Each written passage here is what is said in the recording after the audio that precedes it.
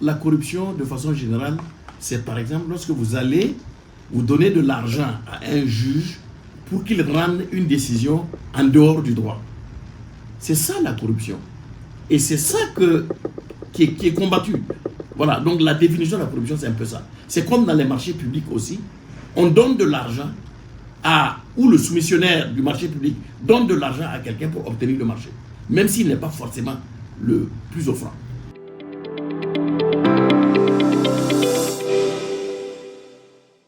Ce qui s'est passé à Coupéla, c'est extraordinaire. Tout le monde a apprécié. Et nous aimerions bien, en fait, que le gouvernement réitère la retransmission, en fait, de ce procès-là en direct.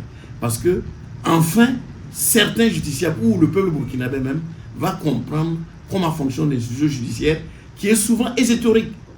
Parce que la justice n'est pas facile d'accès. Même les expressions, la justice en elle-même est compliquée. Et c'est bien, souvent, qu'on puisse retransmettre les procès, notamment en vue de la vertu du procès, la vertu pédagogique du procès pénal.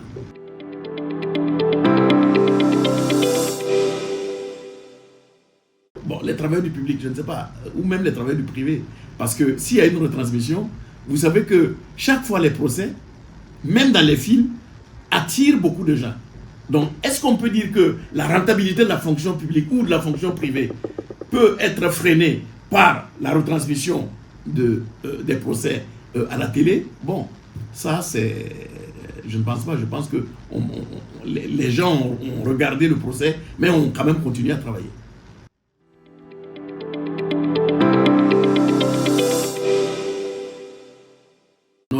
Non, il y a un seuil. C'est-à-dire que quand vous êtes condamné à plus de 3 mois d'emprisonnement ferme, ça peut entraîner effectivement votre radiation automatique. Bon, il y a certains qui ont été condamnés à plus de 3 mois. Donc, bon, ils ont fait appel, Dieu merci, la décision n'est pas encore définitive. Donc, on ne peut pas dire que la condamnation à une peine d'emprisonnement, si elle est inférieure à 3 mois ou égale à 3 mois, on peut ne pas, en fait, procéder à votre radiation directe.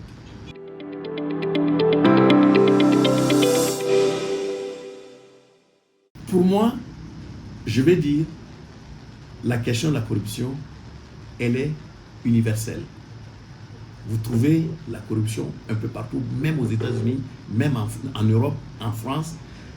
Maintenant, ce n'est pas un phénomène systématique. On ne peut pas dire, on ne peut pas jeter le bébé avec l'eau du bain. On ne peut pas dire que systématiquement, dans toutes les procédures, il y a corruption. La corruption est un phénomène, un épiphénomène, c'est-à-dire qu'un petit phénomène que, découvert par exemple, on donne l'impression que tous les magistrats sont corrompus. On ne peut pas accepter cette analyse-là. Donc, la corruption, si elle existe, c'est un épiphénomène.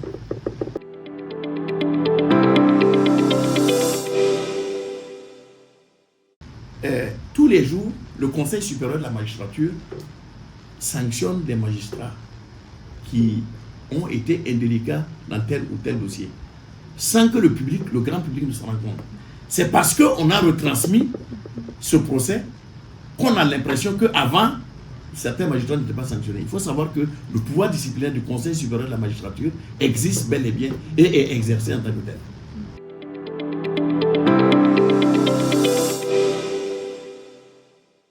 On ne peut pas dire que c'est le fait qu'ils sont mal payés, même si moi je veux qu'ils soient très bien payés. Bon, imaginons, je vais faire un peu dans la provocation, qu'un magistrat, il juge par exemple un problème, des difficultés en fait de 3 milliards et qui règle en fait un procès de 3 milliards. Bon, il touche combien? Peut-être 1,5 million ou je ne sais pas pour les plus hauts magistrats.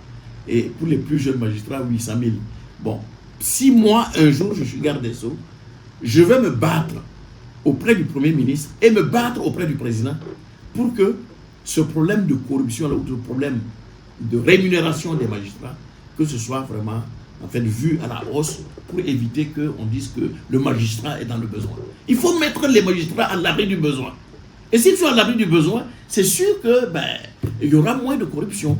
Je ne peux pas en fait faire un lien de causalité direct entre la corruption et la rémunération du magistrat. Mais ce que je sais, c'est qu'il faut absolument très bien rémunérer en fait, les magistrats pour les mettre à l'abri du besoin. Ce qui n'est pas le cas actuellement.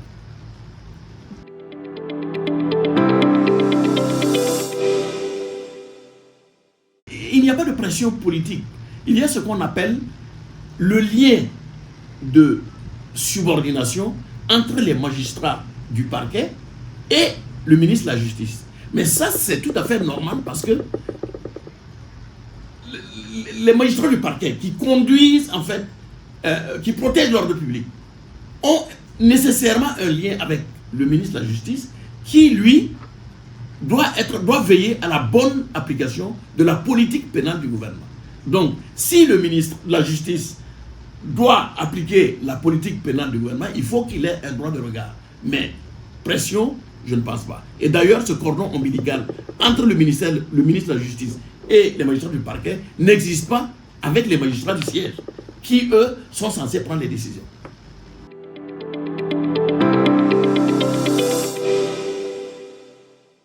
Mais bien sûr que s'il y a un cas de corruption, forcément, la justice s'en trouve un peu décrédibilisée. Mais c'est un épiphénomène, c'est-à-dire que c'est même pas un chouïa, c'est vraiment un tout petit épiphénomène qui ne peut pas être généralisé. Donc les justiciables doivent toujours avoir confiance à leur justice.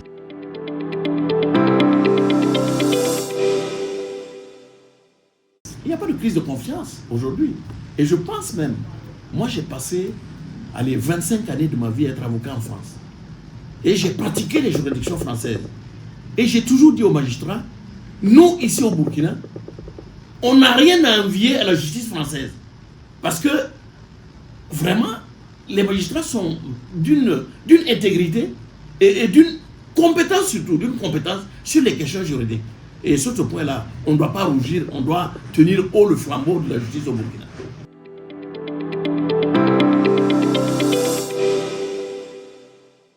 Quand le justiciable, il dit, bon, les juges corrompus, je vois même, j'ai vu même en France, où l'affaire de Elf a créé la conduite. On dit, mais tous les juges sont corrompus. Non, on ne peut pas dire que, parce qu'il y a la corruption de dossier Elf en France, au Gabon, au Congo, que forcément tous les magistrats sont corrompus. Voilà, donc il faut quand même avoir de la mesure, avoir de la retenue quand on aborde cette question.